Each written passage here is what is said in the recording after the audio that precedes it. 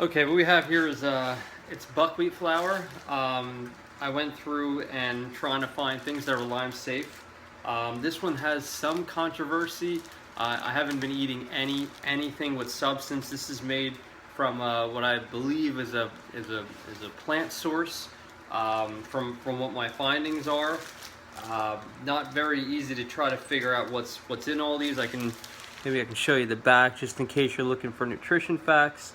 Now it's actually high in carbs, but looking through, you're looking for foods that help clear the digestion tract, and this was one of the items. And I'm gonna see if it makes if it caused me any additional harm.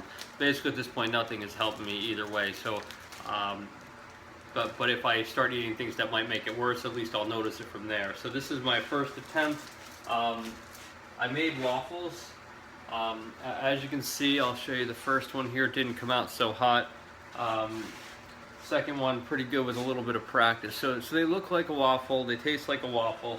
And something else that I did was I picked up this terrible tasting milk, if you will. It's organic Lifeaway kefir, and it's a yogurt substancey, kind of heavy, thick. Just got it today, and I'm not quite sure how I feel about it yet. But I put it in the pancake mix. It was kind of heavy, so I had to put a little water in there because it's this strange gooey consistency. It might be good in something, but with Lyme disease you can't mix it with anything. You can't mix it with fruit, you can't mix it with extra sugars.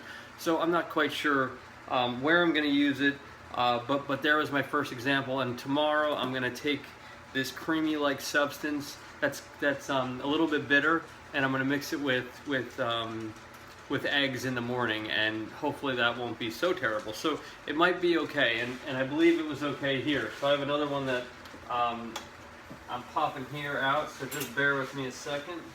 So another one that just fresh out of the old, I got the old-fashioned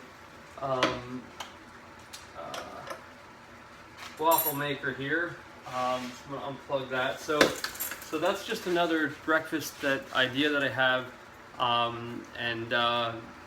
you know, I won't know yet what it is, but if you're looking to, maybe you're on the second stages, which I'm not. I'm still struggling with a lot of brain fog and trying to not eat things that are making it worse.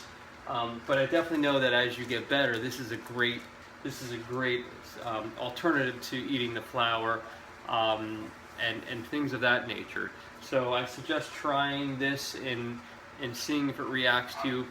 No sugar, so that's good. But it's a little high in the carbs, which is concerning. And for me, I'm very into watching my carb count. I try to keep it between 18 and 25. Some days I'm 15, other days I'm 30, depending on what's taking place. But I really try not to go past that. The buckwheat here is pretty high, so tomorrow my first thought is that I'll actually only start with a half of one. And then I'll build up from there to a whole one, and I'll have it in the morning with eggs and butter. Absolutely nothing else to go alongside of it. So I'm gonna go through and try those things out. Hopefully they're good. Hopefully these waffles, I did try it. It's pretty good. I really don't mind it, and if I could put syrup on it, I would actually call it something good to eat. It's somewhat tasty. Oh, and secondly, this is a gluten-free, organic, creamy buckwheat cereal. I guess kind of like oatmeal.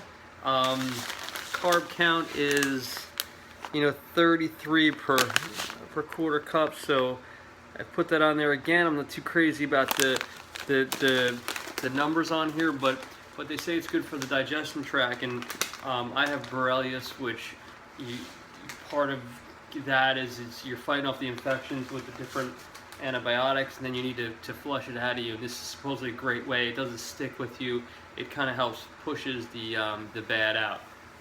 So that's something else that I haven't tried. I'll probably make a video about the cereal in the morning, and I'll also use this interesting milk that I bought. And I was instantly thinking that, okay, I forgot about this one. I can put it in here too, because again, it's going to be oatmeal tasting, I hope. You can't add anything to it. You can't add honey. You can't try to, you know, just a little this or a little that. Little of anything is a problem with any diet, I would say, whether you're, you know, gluten-free or you're trying to, you know, fix a disease that you have. You have to be specific and you can't alter. And obviously I've struggled with that throughout the past year, just in general, because that's what you do. You want to go back to the sugars, and every once in a while, you know, yesterday I had a scoop of peanut butter. Actually had a quarter scoop of peanut butter, and it's high in sugar. It's not good for Lyme disease, but I just craved it so much. And I've really gotten away from that, where something was every day, and now it's very rare. So that's another, you know, we're all in the same boat. We're trying to make changes, but eventually you'll get there. It took me a long time to get to this point where I'm so concentrated on getting better that I don't really care what I'd eat. I just want to try to keep some weight on and be positive and try a couple new things. I also have bagels that are coming in. They're an almond-based bagel, again with the carbs. They're using a new word called net carbs. I don't know if you're familiar with that yet. It's something I haven't figured out. I've done some research on it, and it's back and forth what it equals to. But basically, they're sold as a low carb. They were, I think it was for 8 bagels, almost $20.